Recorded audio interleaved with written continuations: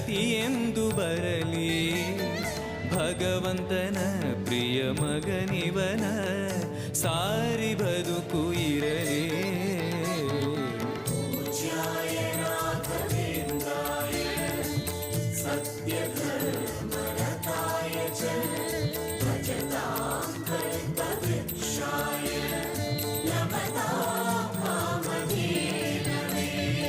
ಆಲಯವೆಂದರೆ ಮಂತ್ರಾಲಯವೇ ಬೇರೆ ನಾ ಅರಿಯಲಾರೆ. ರಾಜನು ಎಂದರೆ ಶ್ರೀ ಗುರು ರಾಜನೇ ಮತ್ತು ನಾ ತಿಳಿಯಲಾರೆ. ಆಲಯವೆಂದರೆ ಮಂತ್ರಾಲಯವೇ ಬೇರೆ ನಾ ಅರಿಯಲಾರೆ. ರಾಜನು ಎಂದರೆ ಶ್ರೀ ಗುರು ರಾಜನೇ ಮತ್ತು ನಾ ತಿಳಿಯಲಾರೆ.